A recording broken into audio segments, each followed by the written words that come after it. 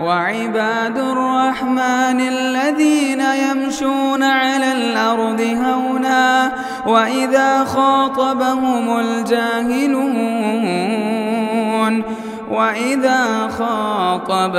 الجاهلون قالوا سلاما.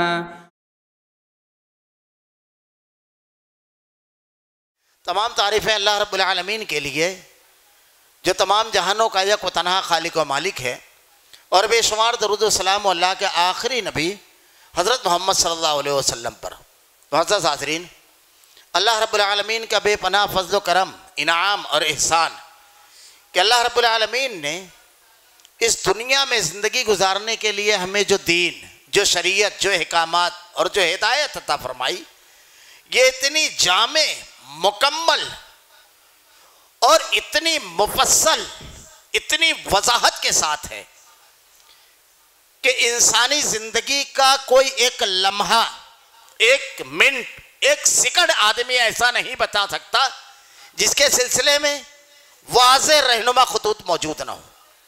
ہماری زندگی چاہے انفرادی ہو، چاہے اجتماعی، چاہے گھرولی ہو، چاہے بازاری، چاہے تجارت کے میدان ہو، چاہے تعلیم گاہیں، چاہے حکومت کے ایوان ہو، چاہے عام لوگوں کے اندر ہونے والے معاملات، چاہے دولت مندوں کی دولت ہو، چاہے غریبوں کی غربت، چاہے کمزوروں کی کمزوری، چاہے طاقتوروں کی طاقت، ہر مرحلے میں آپ کو واضح مکمل احکامات ملیں گے. کسی بھی مرحلے اور کسی بھی دور سے زندگی گزارنے والا اپنے آپ کو محروم نہیں پائے گا. مگر افسوس، اتنا جامع دین، اتنی جامع اور مکمل شریعت رکھنے والی قوم، اگر ہم آج اپنے موجودہ مسائل اور حالات پر نظر ڈالیں تو کسی کل کو ہم اپنی قوم کی سیدھی نہیں پاتے. ایسا محسوس ہوتا ہے ہر جگہ رہبری اور رہنمائی کی ضرورت ہے. ہر جگہ بگاڑ اپنی انتہا کو پہنچ چکا ہے، اور ایسا بھی محسوس ہوتا ہے جیسے اس کے حل کے لیے ہم ٹامک ٹوئیاں مار رہے ہیں. بڑی افسوس کی بات ہے، وہ قوم جو کل پوری دنیا کی ہدایت، رہبری اور رہنمائی کے لیے برپا کی گئی تھی، وہی اپنے رہبر اور رہنما کی تلاش میں نکل رہی ہے. ہلکی سی تصویر، وقت بڑا تنگ ہوتا ہے، خطبے میں بہت اختصار کے ساتھ باتیں کرنا پڑتی ہے. ہلکی سی تصویر ہماری قوم کی صورتحال کیا ہے. اگر عقیدے کا معاملہ دیکھیں، جو بنیاد ہے دین کی، شریعت کی بنیاد، تو اس میں بگاڑ کیسا ہے، بدعقیدگی کیسی ہے کہ قدم قدم پر آپ کو شرک نظر آئے گا. قدم پر ایک آدمی راستہ چلتے ہوئے اس لیے رک جاتا ہے کہ بلی نے راستہ کاٹ دیا. وہ قوم جس کو سنگلاک چٹانیں ٹھانٹے مارتے دریا نہیں روک سکتے، بلی اور کتے روک رہے ہیں اس کو. ہر مرحلے پر آپ کو شرک نظر آئے گا. عبادات میں، معاملات میں، شادی بیاہ کا موقع ہے، آدمی کیلنڈر لے کر بیٹھتا ہے، دیکھتا ہے کہیں اقرب تو نہیں ہے. اگر اقرب میں شادی کریں گے تو معاملہ بگڑ جائے گا. عقیدے کے مرحلے میں، گفتگو میں آدمی یہ کہہ کر کے رخصت ہوتا ہے کہ آتا ہوں، کیونکہ جاتا ہوں بولے گا تو بدعقیدگی ہے کہ پھر لمبے سفر پر نہ روانہ ہو جاؤ. قدم قدم پر آپ کو یہ چیز نظر آئے گی. میں اس کی تفصیلات میں نہیں جاتا. شرک ہو ہماری تجارت میں، ہمارے کاروبار میں، ہماری گفتگو میں، ہماری نسلوں میں شرک ہو. ایک آدمی دکان صبح کھول رہا ہے، وہ حروف جو اللہ رب العالمین نے کلام میں بیان فرمائے، حروف مقطعات، الف لام میم، الف لام را، الف لام میم را، تاہا قاف نون کاف ہا یا عین سین صاد، یا کاف ہا یا عین صاد یا سین، یہ تمام حروف جو ہیں اس کا کوئی معنی نہیں بتایا گیا. لیکن ہمارے ہاں کیلنڈر لگا کر کے ایک آدمی دیوار پر لگا دیتا ہے کہ صبح صبح اگر آپ اس پر نظر ڈالیں گے تو کاروبار میں برکت ہوگی. ایک معنی دے دیا ہم نے. ہر جگہ آپ کو نظر آئے گی. گاڑی پر جا رہا ہے آدمی، بارات نکل رہی، انڈا رکھ رہے ہیں گاڑی کے نیچے. یہ عقیدہ ہے، وہ انڈا بچائے گا بات سے. وہ خالق ارض و سما جس کے ایک معمولی سے ایک حکم کے بغیر ایک پتا بھی حرکت نہیں کر سکتا، وہ یہ عقیدہ رکھتی ہے. عقیدے کی بگاڑ کی بات. معمولی ذرا سا بیمار پڑا بچہ، عقیدے کی سوداگری کر لی ہم نے. تعویذ گنڈا، ہمارے ہاں اس کو اختلافی مسئلہ لوگ کہتے ہیں. یہ اختلافی مسئلہ نہیں ہے، ورنہ ایک تعویذ کوئی شخص امام ابو حنیفہ رحمۃ اللہ علیہ، امام مالک، امام شافعی، احمد بن حنبل رحمہ اللہ کی بتائے. اللہ کے نبی صلی اللہ علیہ وسلم نے دعائیں بتائی ہے. معمولی چیزوں پر عقیدے کی سوداگری، معمولی چیزوں پر، یہ معمولی چیز نہیں ہے. عبادات میں بدعت، ہر مہینے کا ایک نیا فارمولہ، ایک نئی چیز، مختلف بدعات، ہر قدم پر بدعات نظر آئے گی ہمیں. اس کی تفصیل میں نہیں جا سکتا، وقت نہیں ہے. معاملات میں، گفتگو میں بگاڑ، تجارت اور کاروبار میں بگاڑ، بےایمانی، حقوق تلفی، بہنوں کا حق مارنا، بیٹیوں کا حق مار لینا، دوستوں کے ساتھ پارٹنرشپ میں گبن کرنا، معمولی بالکل عام سی چیز ہے. جھوٹ بالکل عام ہے. ہم خود غور کریں ہمارے اپنے معاملات پر کہ ہماری تجارت، ہمارے کاروبار، ہماری گفتگو، ہمارے معاملات، ہمارے لین دین، ہمارے رشتے اور تعلقات کتنے اللہ کے دین کے اندر داخل ہیں. اللہ تعالیٰ کہتا ہے یا ایھا الذین آمنوا ادخلوا فی السلم کافہ، پورے اسلام میں داخل ہو جاؤ، پورے. اللہ رب العالمین ارشاد فرماتا ہے اگر یہ حالت، صورتحال، اب یہ صرف ہماری اپنی داخلی ہے، خارجی حکومت کے نت نئے قوانین، حکومت کا نت نیا انداز، اکثریت کا واضح طور پر تشدد اور ظلم، سلگتا سسکتا فلسطین. دنیا کے ہر خطے میں اگر مسلمانوں کے اوپر نظر ڈالی جائے تو ایسا لگتا ہے کہ آسمان سے کوئی مصیبت اترتی ہے تو ہمارے گھر کا پتہ پوچھتی ہے. اور اللہ کے نبی صلی اللہ علیہ وسلم کی اس حدیث کو آدمی ذہن میں لاتا ہے کہ اللہ کے نبی نے ارشاد فرمایا ایک دور ایسا ہوگا جب تم پر دوسری قومیں اس طرح ٹوٹ پڑے گی جیسے بھوکے دسترخوان پر. صادق و مصدوق کائنات کے امام، دنیا کے سب سے ذہین انسان کی زبان اقدس سے نکلا ہوا جملہ ہے. ذرا غور کیجئے گا، دسترخوان پر وہ چیز آتی ہے جس کا وجود ختم ہو چکا ہے، گوشت تو ٹکڑے ہونے کے بعد آتا ہے. مزاحمت جانور کرتا ہے، جانور کو جب آپ پکڑنے جائیں گے سینگ مارے گا، جب کٹ کر کے ٹکڑا ہو جائے گا وہ لڑنے کے لائق نہیں ہوتا ہے. دسترخوان پر وہ چیزیں آتی ہے جو اپنا وجود، گیہوں کی شکل پیس کر کے اس کو چکی میں آٹا کر دیا جاتا ہے، بھون کر کے آگ پر ڈال کر روٹی پکائی جاتی ہے، تب آپ کے سامنے آتی ہے. تو اس کا وجود، تم دسترخوان ایسے جیسے دسترخوان پر بھوکے، کوئی جوابی کارروائی نہیں. اللہ کے نبی سے صحابہ نے پوچھا، غیرت و حمیت دھڑکتی تھی ان دلوں میں کہ اللہ کے رسول کیا اس وقت ہماری تعداد نہ کے برابر ہوگی کہ ہم پر جو چاہے ٹوٹ پڑے، جو چاہے جو کرے. اللہ کے نبی نے ارشاد فرمایا نہیں، کاغذ سیر سمندر کے جھاگ کے برابر دنیا کی سب سے بڑی اکثریت آج مسلمان ہیں، سب سے بڑی. لیکن تمہارے اندر وہن آ جائے گا. کہا یہ کیا ہے؟ موت کا خوف یہ آ جائے گا.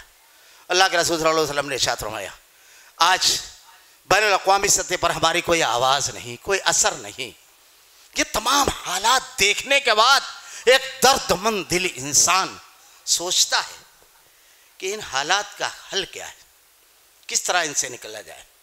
قومی حمیت اور غیرت رکھنے والا ہر شخص، بچہ، نوجوان، بوڑھا، بزرگ، ہر شخص یہ سوچتا ہے سب سے پہلی چیز اس میں کہ ہم نے بالکل عجیب و غریب اجتماعی طور پر ہماری قوم کی جو حرکت ہے، جو ہم کو کرنا چاہیے اور جو ہم کر نہیں رہے ہیں، اور اس کا حل کیا ہے اور اس کے لیے طریقہ کیا اختیار کیا جائے. پہلی چیز، آج اگر آپ کسی مسلمان کو پکڑیں باقلے پر بیٹھا ہوا ہوٹلوں پر بین الاقوامی مسائل حل کرتا ہوا، راستے پر چلتا ہوا، اسے پوچھئے ملت اسلامیہ کے بارے میں. جیسے میں نے کہا آپ کو اتنے مسائل بتائے گا، سیاست میں اتحاد نہیں ہے، لیڈر ہمارے ایسے نہیں ہیں، دولت مندوں کو یہ کرنا چاہیے، تعلیمی ادارے میں ایسا ہونا چاہیے، آپ کو اتنی بیماریاں بتائے گا لیکن حل نہیں بتائے گا.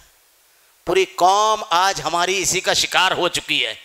ہر شخص ملت اسلامیہ کی گھریلو مسائل ہم بیان کرتے ہیں، تعلیمی اداروں کے مسائل ہم بیان کرتے ہیں، قیادت کے مسائل ہم بیان کرتے ہیں، تجارت کے مسائل ہم بیان کرتے ہیں، قوم کی قسم پرسی، جہالت، غربت کے مسائل ہم بیان کرتے ہیں. اس کا حل ہم بیماری بتانے کے لیے اس دنیا میں برپا نہیں کیے گئے ہیں، بیماریوں کا علاج کرنے کے لیے ہم نے اپنا مقام ہی تبدیل کر دیا.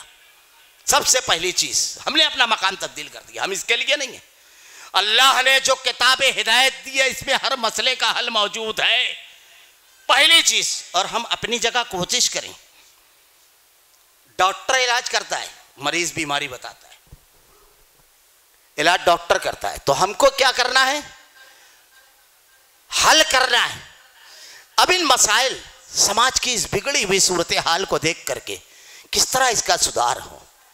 میں نے خطبہ مسنونہ کے بعد قرآن کریم کی آیت تلاوت کی. لقد کان لکم فی رسول اللہ اسوۃ حسنہ. اللہ کے رسول کی زندگی میں تمہارے لیے بہترین اسوہ اور نمونہ موجود ہے.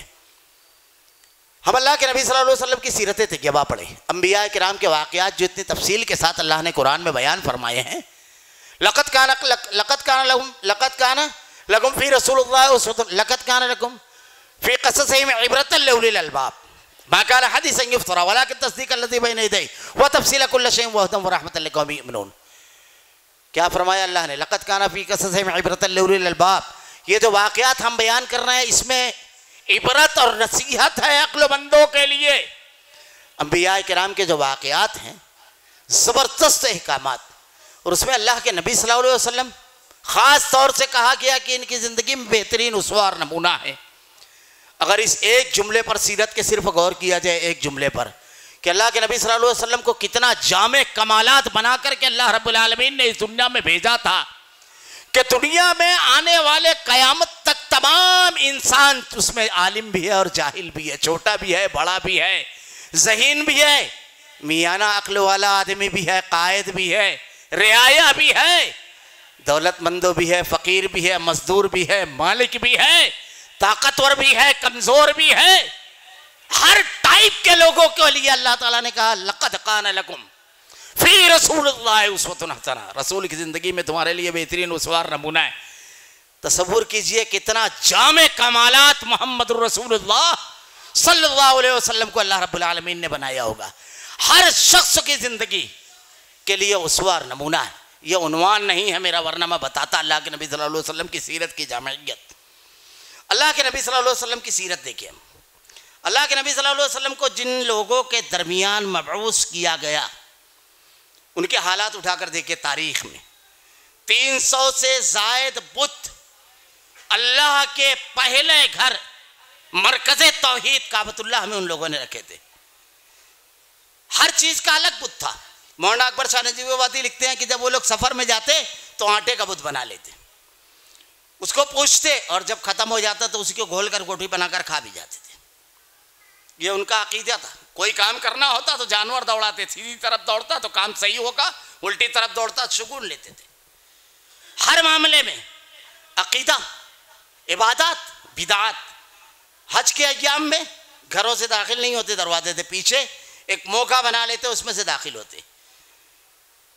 برائنا کعبۃ اللہ کا طواف کرتے, سیٹی بجانا اور تالیاں بجانا یہ ان کی عبادت تھی. آج کے دور میں بھی کچھ لوگ کرتے ہیں, سیٹی بجانا, ناچنا, گانا, یہ ان کی عبادت آج کے دور میں, اور اس کو تصوف کا نام دے دیا گیا. یہ ان کی عبادات تھی. گناہ تنہائیوں میں کیے ہوئے گناہ مجلسوں میں اشعار میں بیان کرتے.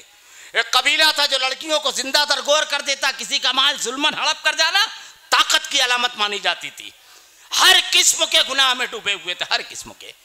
باپ مر جاتا, سوتیلی ماں سے بیٹا شادی کر لیتا, پورے مال کا تنہا حقدار ہوتا. اگر عورت بیوہ ہوتی تو کیا حالت ہوتی تھی تاریخ پڑھیے. کوئی کل ایسی نہیں تھی جو سیدھی ہو. کس نسخے کو اللہ کے نبی صلی اللہ علیہ وسلم نے استعمال کیا تھا, کس نسخے کو, کہ انسانی تاریخ کا بے مثال معاشرہ بن گیا. وہ کیا چیز تھی, کس پر محنت کی تھی اللہ کے نبی نے, کس طرح ان کی اصلاح کی تھی, وہ طریقہ کار کیا تھا. آج ہم سماج کے بگڑے ہوئے حالات کا مشاہدہ کرتے ہیں, بیان کرتے ہیں, لیکن اس سے زیادہ بگڑے ہوئے سماج کو محمد رسول اللہ صلی اللہ علیہ وسلم نے سیدھا کیا. اور کیسا عقیدہ کیسا دیا کہ حضرت سمیہ کو ابو جہل کہتا ہے بول عقیدہ دین دے گی یا جان. اللہ اپنی بے شمار رحمت نازل فرما اس خاتون پر. وہ ابو جہل شرمگاہ پر برچھی ماری, شہید کر دیا. عقیدے کی سوداگری نہیں کی. کتنے واقعات ہیں. عقیدہ کیسا عقیدہ, صرف خواتین کے اگر عقائد بیان کروں, کیسا اللہ پر توکل اور عقیدہ تھا ان لوگوں کا. عبادات, نیکی, عبادت کا معاملہ. شب معراج اللہ کے نبی حضرت بلال سے پوچھتے ہیں کیا کرتے ہو, کون سا عمل ہے. میں نے جنت میں تمہارے قدموں کی چاپ سنی. نفس پر ایسا کنٹرول, گناہ سے ایسے بچنے والے. کہ یہ مشہور صحابی حضرت نام دیکھیے زبان پر نہیں آ رہا ہے، مشہور صحابی ہیں، ان کے والد کا بھی نام وہی ہے. اللہ نے بڑی طاقت دی تھی، اتنے طاقتور تھے کہ گھوڑے کی دونوں ٹانگیں باندھ کر کاندھے پر رکھتے اور دیوار پھاند جاتے. جب اسلام قبول کیا تو اللہ کے نبی نے کہا ان صحابہ کرام کو جن کو مشرکین مکہ نے قید کر کے رکھا ہے ان کو چھڑا کر لا ان کی قید سے. جتنے بھی جذبات اللہ تعالیٰ نے انسان کے اندر رکھے ہیں ان کے پوزیٹو استعمال کا نام ہے اسلام. ایک جملے میں کہہ رہا ہوں، پوزیٹو. غصہ فطرت ہے، خرچ کرنا فطرت ہے، تنہائی فطرت ہے، کسی کو چاہنا فطرت ہے، مال کو بچانا فطرت ہے، عزت شہرت فطرت ہے. اللہ نے یہ تمام جذبے رکھے ہیں، ان جذبوں کی صحیح نکاسی کا نام اسلام ہے. بالکل صحیح نکاسی، وہ ایک الگ عنوان ہے ہر جذبے کی صحیح نکاسی. اللہ کے نبی صلی اللہ علیہ وسلم نے ان سے کہا، وہ کہتے ہیں کہ میں نے ایک قیدی کو چھڑانے کے لیے گیا مکہ میں. جب وہ گئے تو ان کی ایک عورت سے شناسائی تھی زمانہ جاہلیت میں. وہ عورت ان کو دیکھتی ہے جیسے ہی بس ان کو آواز دیتی ہے کہ آؤ. بڑے دنوں کے بعد ملاقات ہوئی، شب گزارے ساتھ. ایک جملہ آپ نے کہا، یہ اللہ کے نبی صلی اللہ علیہ وسلم کی تربیت تھی، میں مسلمان ہو گیا. یعنی وہ اسلام قبول کرنے کے بعد کہہ رہے ہیں کہ اب میری خواہشات بھی میری مرضی کی نہیں رہی، اب رب جہاں اجازت دے گا وہاں اس کا استعمال. ایک جملہ کہا، مسلمان. سب کی تنہائی، سناٹا، کوئی دیکھنے والا نہیں. گناہ کی دعوت دی جا رہی. ایسے متقی ہوئے. اور کبھی گناہ سرزد ہو گیا تو ماعز اسلمی اور غامدیہ کو دیکھیے، اللہ کے نبی سے آ کر کے کہتے ہیں اللہ کے رسول پاک کر دیجئے. اور اس کے بعد جب رجم کیا گیا ایک صحابی کے ہاتھ پر خون کے چھینٹے گئے تو کیا کہا اللہ کے نبی نے کہ اگر ان کی توبہ کو 70 لوگوں میں تقسیم کر دیا جاتا، ایسی توبہ اللہ سے کی تھی، تو اللہ سب کی مغفرت فرما دیتا. یہ کایا پلٹ ہوئی کیسے؟ عبادت اس طرح، اخلاق اس طرح، معاملات اس طرح. اللہ نے اللہ کے راستے میں خرچ کرنے کی بات آئی. ایک موقع پر تبوک کے حضرت عثمان ذو النورین 6.25 کلو سونا، 800 اونٹ، 200 گھوڑے، ماں ساز و سامان کے. حضرت عبد الرحمن بن عوف رضی اللہ تعالیٰ عنہ 6.25 کلو سونا. حضرت طلحہ 1300 ٹن کھجورے، پہاڑ تھا کھجوروں کا. ابو بکر صدیق رضی اللہ تعالیٰ عنہ پورا مال. حضرت عمر فاروق رضی اللہ تعالیٰ عنہ آدھا مال. ایک صحابی گھر گئے، کچھ نہیں ملا، کچھ نہیں کا شکوہ نہیں. یہ تھے صحابہ کرام. کیا تربیت کی تھی اللہ کے نبی نے، کس نسخے کو استعمال کیا کہ انسانی تاریخ ایسا معاشرہ پیش کرنے سے قاصر ہے. ہم نے کبھی اس نسخے کو دیکھا؟ وہ کیا تھا، کیا ہوا؟ صحابی گھر گئے، کچھ نہیں. رات بھر ایک یہودی کے ہاں کام کیا. صبح جو اجرت کے طور پر کھجوریں ملی، آدھی اپنی اہل خانہ کے سامنے رکھی اور آدھی اللہ کے نبی کی جناب میں لا کر کے رکھی کہ اللہ کے رسول یہ ہے میرا کل سرمایہ. اللہ کے نبی نے ان کھجوروں کو پورے مال پر بھی خیر دیا اور دعا کی کہ اللہ برکت دے. جذبے کی قدر، کوانٹٹی نہیں کوالٹی اسلام میں چاہیے. کیسے یہ تبدیلی کیوں آئی؟ کیا ہم نے دیکھا کہ ہم کو اپنے معاشرے کی اصلاح کرنا ہے تو نبوی طریقہ اختیار کرنا ہے؟ وقت بڑی تیزی کے ساتھ گزر رہا ہے. میں اشارے میں کچھ باتیں کہہ دوں. اللہ کے رسول صلی اللہ علیہ وسلم نے سماج اور معاشرے کی اصلاح کی تو مکی زندگی اگر آپ پڑھیں گے تو 2 مضامین آپ کو مرکزی نظر آئیں گے. 2 مضامین، ایک عقیدہ توحید اور دوسرا عقیدہ آخرت. آپ کو یہ مرکزی مضامین مکی زندگی میں نظر آئیں گے. آپ انہی 2 چیزوں پر اللہ کے نبی نے زبردست محنت کی. اگر غور کیا جائے تو عقیدہ توحید بندگی کو درست کرتا ہے اور عقیدہ آخرت بندوں سے معاملات کو درست کرتا ہے. اگر توحید درست رہی آدمی کی، عقیدہ درست رہا تو اس کی بندگی درست رہے گی. اور اگر عقیدہ آخرت درست رہا، کسی کا مال غصب نہیں کرے گا، کسی کے اوپر ظلم نہیں کرے گا، کسی کے ساتھ کوئی غلط نہیں کرے گا، کیونکہ اللہ کے ہاں جواب دینا ہے. یہ 2 بنیادیں ہیں. بندگی اور بندے دونوں درست ہوتے ہیں. اب عقیدہ توحید کیا ہے؟ عام طور سے ہمارے یہاں جب توحید کے عنوان پر آدمی کہتا ہے، علماء جب کہتے ہیں، کچھ لوگوں کی پیشانی پر بل آتا ہے کہ حضرت والا کو یہی دو عنوان ملتے ہیں، عقیدہ توحید اور اتباع سنت۔ یہ بڑی بنیادی چیز ہے، اللہ تعالیٰ نے اسی کے لیے تمام انبیاء کو مبعوث فرمایا، توحید کے لیے ہر نبی کو یہی پیغام دے کر بھیجا، وَمَا خَلَقْتُ الْجِنَّ وَالْإِنسَ إِلَّا لِيَعْبُدُونَ بمعنى لِوَاحِدُونَ۔ اللہ نے جنوں اور انسانوں کو اپنی توحید کے لیے پیدا کیا، اس کے علاوہ کیا ہے؟ سب سے اہم عنوان یہی ہے، اور اس کو بار بار بیان کیے جانے کا فائدہ کیا ہے جانتے ہیں؟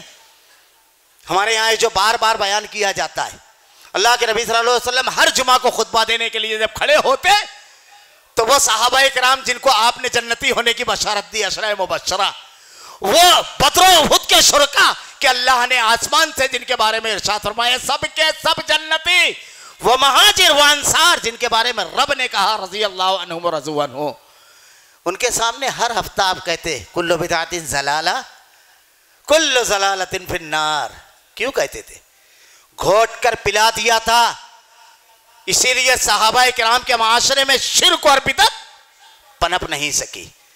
یہ اس کو بار بار بیان کیا جاتا ہے، آپ کی نسلیں شرک اور بدعت کو سونگ لیتی ہے، یہ اس کا فائدہ ہے، یہ معمولی چیز نہیں ہے۔ توحید، عقیدہ توحید، اگر اس کی اہمیت بیان کی جائے، ہر نبی نے اپنی دعوت کا آغاز یہیں کس سے کیا؟ ہر نبی نے۔ وَإِلَىٰ عَادٍ أَخَاهُمْ هُودًا قَالَ يَا قَوْمِ اعْبُدُوا اللَّهَ مَا لَكُم مِّن إِلَٰهٍ غَيْرُهُ وَإِلَىٰ ثَمُودَ أَخَاهُمْ صَالِحًا قَالَ يَا قَوْمِ اعْبُدُوا اللَّهَ مَا لَكُم مِّن إِلَٰهٍ غَيْرُهُ وَإِلَىٰ مَدْيَنَ أَخَاهُمْ شُعَيْبًا قَالَ يَا قَوْمِ اعْبُدُوا اللَّهَ مَا لَكُم مِّن إِلَٰهٍ غَيْرُهُ۔ ہر نبی نے، اللہ کے نبی کو جب کہا گیا وَأَنذِرْ عَشِيرَتَكَ الْأَقْرَبِينَ، تو آپ نے اپنے پورے خاندان کے لوگوں کو جمع کر کے کہا قولوا لا الہ الا اللہ، کہو اللہ ایک ہے۔ یہ معمولی چیز نہیں ہے، سب سے پہلے عقیدہ۔ کیوں؟ اسی کی بنیاد پر اللہ قبول کرے گا اعمال کو، ورنہ سورہ انعام میں اللہ نے 18 نبیوں کا تذکرہ لے کر کہا ہے، 18 نبیوں کا نام ہے۔ تلک حجتنا آتیناها ابراہیم علی قومہ نرفع درجات من نشاء ان ربک حکیم علیم ووهبنا له اسحاق ویعقوب کلا هدینا ونوحا هدینا من قبل ومن ذریته داؤد وسلیمان وایوب ویوسف وموسى وہارون وكذلك نجزي المحسنين وزكريا ويحيى وعيسى وإلياس كل من الصالحين وإسماعيل واليسع ويونس ولوطا۔ یہ 18 نبیوں کا نام لے کر اللہ تعالیٰ کہہ رہا ہے بلا وشرک الحابطان ہم ما كانوا يعملون۔ اگر بل پر تو آپ بھی شرک کرو گے تو اللہ آپ کے تمام اعمال کو ضائع کر دے گا۔ نبی تو توحید کے داعی ہے، یہ ہمیں سمجھانے کے لیے سارے اعمال کو ختم کر دینے والی ہے چیز شرک، اور سارے اعمال کی حفاظت کرنے والی ہے توحید۔ کتنی اہم چیز ہے توحید۔ انه من يشرك بالله فقد حرم الله عليه الجنة ومأواه النار وما للظالمين من انصار۔ اللہ نے مشرک پر جنت حرام کر دی ہے، عمل قبول نہیں ہوگا، جنت حرام، مشرک کی بخشش نہیں ہے۔ ان اللہ لا یغفر ان یشرک بہ ویغفر ما دون ذلک لمن یشاء ومن یشرک بالله فقد ضل ضلالا بعیدا۔ سب سے پہلی چیز اللہ کی عظمت دل میں اتار جائے، یہ بنیاد ہے توحید۔ توحید اگر ہوگی تو بندگی درست ہوگی، رب کی معرفت ہوگی۔ اس کے اگر صرف توحید نہ ہونے کے نقصانات اور توحید کے فوائد، ہر کسی کے لیے خطبہ کافی ہے۔ توحید شعور بندگی دیتی ہے، ہر جگہ اس کے اثرات، انسانی زندگی کا ایک سیکنڈ عقیدے کے اثر کے بغیر نہیں ہوتا ہے۔ ایک سیکنڈ یاد رکھیے، ایک سیکنڈ کتنی محنت کی ضرورت ہے۔ آدمی جب بولتا ہے تو عقیدہ بولتا ہے، آدمی چلتا ہے تو عقیدے کے ساتھ، جیتا ہے تو عقیدے کے ساتھ۔ مثلا یہ توحید یہ اگر ہوتی ہے آدمی کے دل سے خوف نکل جاتا ہے، جرأت، شجاعت اور ہمت توحید دیتی ہے، کیونکہ موحد جانتا ہے پتا بھی اللہ کی حکم کے بغیر حرکت نہیں کر سکتا، کچھ نہیں ہو سکتا۔ توحید اگر ہوگی تو ڈپریشن نہیں ہوگا، توحید ماننے والا خودکشی نہیں کرتا ہے۔ میں آپ کو ایک بات بتاؤں، ہمارے یہاں لوگوں میں بڑی وہ ہے کہ غیروں کا ہمارے یہاں حوالہ دیتے ہیں۔ دنیا میں سب سے زیادہ خودکشی جانتے ہیں کون سا ملک کے لوگ کرتے ہیں؟ جاپان کے، سب سے زیادہ خودکشی۔ اور جب اس عنوان پر کتاب لکھنے کے لیے ایک امریکی رائٹر نے اسٹڈی کرنا شروع کیا اور مختلف ممالک کا دورہ کیا تو عرب ممالک میں گیا، کہا یہاں میٹر ہی نہیں کچھ مل رہا ہے، کہا ہمارے یہاں اس کا تصور ہی نہیں ہے، کیونکہ زندگی کے مشکلات سے گھبرانا اور راہ فرار اختیار کرنا یہ مومن کا وطیرہ نہیں، اس کی آنکھوں میں آنکھیں ڈال کر بات کرتا ہے۔ یہ توحید کیا ہے بتاؤ؟ یہ عقیدہ کل اس پورے ملک نے دیکھا تھا اس توحید کے اثر کو۔ کل جب اس ملک میں کرونا آیا تو جن کے پاس یہ عقیدہ نہیں تھا اپنے باپ اور ماں کی لاشیں چھوڑ کر بھاگ رہے تھے۔ یہی توحید کے متوالے تھے جو ان کی ماں اور باپوں کے لاشوں کا انتم سنسکار کر رہے تھے کہ موت اور زندگی کا عقیدہ ہے، توحید ان کے پاس۔ یہ توحید کیا سمجھتے ہیں؟ ہر جگہ تجارت اور کاروبار میں توحید۔ حضرت علی رضی اللہ تعالیٰ نے ایک مرتبہ سفر میں تھے، ہر جگہ یہ عقیدہ ہے توحید۔ سب سے پہلے کس پر محنت کر رہا ہے؟ معاف کیجئے گا، ہم نے بندگی درست نہیں کی اور بندے ہمارے ساتھ اچھا رویہ اختیار کریں۔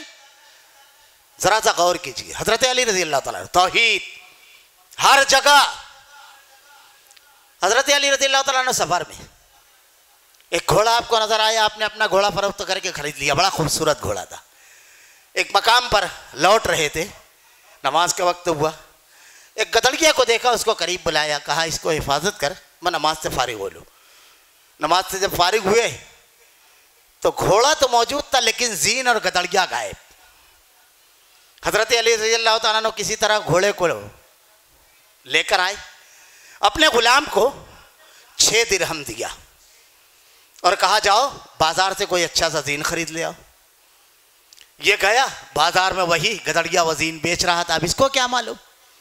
حضرت علی رضی اللہ تعالیٰ عنہ کا غلام وہ زین خرید کر لایا، خوشی خوشی جب زین دیکھا حضرت علی رضی اللہ تعالیٰ عنہ تو رونے لگے۔ عقیدہ کیا ہے؟ رونے لگے۔ غلام کہتا ہے میں نے اپنی دانست میں بہت ہی اچھا اور بہت ہی سستا زین 5 درہم میں خرید کر لایا، 1 درہم بھی بچا کر لایا۔ آپ رونے لگے۔ کہا تو نہیں سمجھے گا، پورا واقعہ بتایا اور کہا کہ گدڑیے کی پوزیشن اور اس کے کپڑے اور حلیہ دیکھ کر میں نے تہیہ کر لیا تھا کہ اس کو 5 درہم بطور اجرت دوں گا تاکہ مدد بھی ہو جائے، لیکن وہ زین لے کر بھاگ گیا اور 5 درہم میں فروخت کیا۔ اس رزاق نے 5 ہی درہم لکھے تھے اس کے مقدر میں آج کے دن، بس اس نے حاصل کرنے کا طریقہ غلط استعمال کر لیا۔ ہم لوگ کہتے ہیں نا مقدر پر ایمان، پیشانی کا لٹا مٹا سکتا ہے آدمی، مقدر کا نہیں۔ اگر اللہ نے ہمارے مقدر میں لکھپتی ہونا لکھا ہے، دروازہ بند کر لیں گے، چھت توڑ کر آئے گا، لیکن حرام کی طرف ہم نہیں جائیں گے۔ عقیدہ اگر ہوگا تو، عقیدے کی بات کرتے ہیں، اگر اس نے لکھا ہے تو کوئی روک سکتا ہے؟ یہ عقیدہ روکے گا ہم کو کہ اللہ نے میرے مقدر میں لکھا ہے؟ تقدیر پر ایمان ہے نا، معمولی چیز نہیں ہے۔ کلمے کا ایک مرتبہ ترجمہ سمجھ لیجئے، لا الہ الا اللہ محمد الرسول اللہ۔ الحمدللہ اگر میں اس معصوم فرشتے سے بچے سے کہوں تو ابھی یہ ترجمہ سنائے گا، ابھی یہ بچے سنائیں گے۔ ہمارے بچوں کو ہم یاد کرتے ہیں، کبھی ہم نے غور کیا ہمارے کلمے کا پہلا لفظ کیا ہے؟ لا۔ لا کے معنی ہوتا ہے نہیں، پھر اس کے بعد ہم کہتے ہیں الا اللہ، سوائے اللہ کے نہیں ہے کوئی معبود، اور محمد صلی اللہ علیہ وسلم اللہ کے رسول ہیں، یہ کلمہ ہوا۔ ہم کیا کہتے ہیں؟ لا، نہیں۔ لا کے معنی ہوتا ہے نہیں، یہ پوری زندگی بولنا ہے۔ ہمارا بچہ بیمار ہوا، لا، نہیں ہے کوئی بچانے والا الا اللہ، سوائے اللہ کے۔ مصیبت میں ہم پڑے، لا، نہیں ہے کوئی بچانے والا الا اللہ، سوائے اللہ کے۔ بڑی سے بڑی تکلیف آئی، لا، یہاں تو بچہ بیمار پڑا تو عقیدے کی سوداگری کر لی، کاروبار ذرا سا ڈھالا، مولانا کل مٹی کو ہاتھ لگاتا تھا سونا ہو جاتی تھی، آج سونے کے ہاتھ لگاؤ مٹی۔ لا، نہیں ہے کوئی رزق دینے والا الا اللہ، یہ ہر جگہ رہنا چاہیے۔ شادی ہوئی، یہ عقیدہ ہر جگہ بولتا ہے، میں کہہ رہا ہوں نا، شادی ہوئی 2 سال تک بچہ نہیں ہوا، عقیدہ کیا ہوا؟ اب گھر میں کوئی آ رہا ہے، کیا ہوا؟ پوتا آیا؟ ارے نہیں نا، 2 سال ہو گیا، بلکہ اب تو 6-8 مہینے پہ بولنے لگتے ہیں، کچھ امید نہیں، کچھ دکھ نہیں رہا ہے۔ اس کے ہاتھ میں ہے، بچی کے ہاتھ میں ہے، اولاد دینا کس کے ہاتھ میں ہے؟ اگر عقیدہ ہو تو کون ہے اولاد دینے والا اور روکنے والا کون ہے؟ بیٹیاں ہوئی، پھر بیٹی، قرآن پڑھیے، قرآن پر ایمان، عقیدہ، لا جو ہم کہتے ہیں لا، یہ کب کہتے ہیں؟ کیا پوری زندگی ہم کہتے ہیں لا الہ الا اللہ سوائے اللہ کے؟ اللہ کہتا ہے ہم صرف کسی کو بیٹے دیتے ہیں، صرف کسی کو بیٹیاں، کسی کو دونوں اور کسی کو کچھ نہیں۔ اب سب بیٹے ہوئے تو میری لسٹ یہ ہے، سب بیٹیاں ہوئی تو میں اس لسٹ میں آ گیا، دونوں ہوئے تو میں اس میں آ گیا، اولاد نہیں ہو رہی ہے تب اس کے در پر نہیں، لا کوئی نہیں ہے الا اللہ سوائے اللہ کے، اب میرا اس لسٹ میں آ گیا جہاں اولاد ہی نہیں ہے۔ یہ عقیدہ ہے، یہ معمولی چیز نہیں ہے توحید۔ میں اس پر کچھ نہیں کہہ سکا، عناوین صرف بیان کیا ہوں، بس ایک دو چار جملے کہہ کر کے اپنی بات سمیٹ دوں گا، معمولی چیز نہیں ہے یہ۔ دوسرا عقیدہ ہے آخرت، مرنے کے بعد اٹھائے جانا اور حساب کتاب، اس پر جتنا مضبوط ایمان ہوگا اتنا زیادہ ہم گناہ سے بچنے والے ہوں گے۔ ایک چھوٹی سی مثال دے کر بات سمیٹ دوں گا، پکڑے جانے کا تصور جتنا مضبوط ہوتا ہے آدمی اتنا گناہ سے رکتا ہے۔ حضرت ابو مسعود ایک مرتبہ اپنے غلام کو مار رہے تھے، اللہ کے نبی نے کہا ابو مسعود جتنا غلبہ اور اختیار تم اس غلام پر رکھتے ہو اس سے کہیں زیادہ غلبہ اور اختیار اللہ تم پر رکھتا ہے ابو مسعود۔ ہاتھ روک لیا کیونکہ اب وہ سوچنے لگے کہ اللہ کو جواب دینا ہے۔ کہا اللہ کے نبی سارے غلاموں کو آزاد کرتا ہوں۔ اللہ کے نبی گواہ رہیے میں اللہ کے سامنے کھڑا نہیں ہو سکتا مجرم کی حیثیت سے۔ یہ معمولی چیز نہیں ہے، جتنا مضبوط تصور ہوگا۔ حضرت لقمان اپنے بیٹے کو نصیحت کرتے ہیں تو کیا کہتے ہیں؟ یا بنی انہا ان تک مثقال حبۃ من خردل فتکن فی صخرۃ او فی السماوات او فی الارض یاتی بہ اللہ ان اللہ لطیف خبیر۔ بیٹے ایسے بند پتھر میں جس میں کوئی سوراخ نہ ہو اگر کچھ کرے گا تو اللہ لے آئے گا۔ آخرت کا تصور جتنا مضبوط ہوگا پکڑے جانے کا اتنا گناہ سے رکے گا۔ میں ایک چھوٹی سی ہلکی مثال دے کر یہی بات ختم کروں گا۔ پیچھے روڈ اگلے چوراہے پر ایک ٹریفک والا کھڑا ہے، تین نوجوان موٹر سائیکل پر جا رہے ہیں، ان کو روکیے اور کہیے اگلے چوراہے پر وہ ٹریفک والا کھڑا ہوا ہے، کیا ہوگا؟ کیا وہ ایسے جائیں گے؟ ایک آدمی اس پہ سے اتر جائے گا، سیٹ چھوڑ دے گا، اور نہیں تو اسٹیئرنگ دوسری گلی میں باریک گلی میں گھوم جائے گی۔ آپ نے پکڑے جانے کا یقین دلایا، سیٹ چھوڑی یا اسٹیئرنگ گھوم گئی۔ آخرت کا تصور اگر مضبوط ہوگا تو ہم اپنی سیٹیں چھوڑ دیں گے، اپنی زندگی کی اسٹیئرنگ جو گناہوں کے راستے کی ہے نیکیوں کی طرف موڑ لیں گے۔ یہ تصور جتنا مضبوط ہوگا اتنا گناہ سے رکنے والے بنیں گے۔ اب یہ طریقہ اللہ کے نبی کا، اب سدھار کیسے ہو، کن چیزوں سے، اس کی بھی تفصیلات ہے۔ ایک جملے میں کہا جائے تو اللہ کا دین ہمارے یہاں نہیں ہے، اسی لیے ہر پل ہر موقع پر ہر جگہ بگاڑ ہے۔ اللہ نے کبھی توفیق دی کہ کس طرح اس کے نقصانات ہیں تو انشاءاللہ العزیز بیان کریں گے۔ اللہ رب العالمین سے دعا ہے کہ رب العالمین الہ العالمین ہم تیرے بڑے کمزور بندے ہیں رب العالمین، الہ العالمین بڑی خامیاں اور کمزوریاں ہیں رب العالمین ہم میں، اے اللہ نبی کے اسوے اور طریقے کو اپنانے کی توفیق دے الہ العالمین۔ اللہ ہم تیرے کمزور بندے، اللہ ہم میں اور گناہوں میں دوری پیدا فرما دے، نفرت پیدا فرما، نیکیوں سے محبت پیدا فرما، جنت میں لے جانے والے اعمال کرنے کی توفیق نصیب فرما، جہنم میں لے جانے والے اعمال سے ہماری حفاظت فرما، تیرے کلام کی آیتیں اور تیرے نبی کی حدیث کو ہمارا کردار و عمل بنا دے، ہمارا خاتمہ ایمان پر فرما۔ ربنا لا تزغ قلوبنا بعد إذ هديتنا وهب لنا من لدنك رحمة إنك أنت الوهاب وآخر دعوانا الحمد لله رب العالمين۔ بارك الله لنا ولكم في القرآن المجيد ونفعنا وإياكم بالآيات والذكر الحكيم إنه تعالى جواد الكريم والأكبر الرؤوف الرحيم۔ مسجد عباد الرحمن کے پلیٹ فارم سے ہونے والی دعوت و تبلیغ کے مشن کو آگے بڑھانے میں ہمارا بھرپور ساتھ دیں۔ علم و عمل سے ناطہ جوڑنے کے لیے اہل علم سے جڑیں۔ مسجد عباد الرحمن کے یوٹیوب چینل کو سبسکرائب کریں اور آگے شیئر کرنا ہرگز نہ بھولیں۔ فجزاکم اللہ خیر۔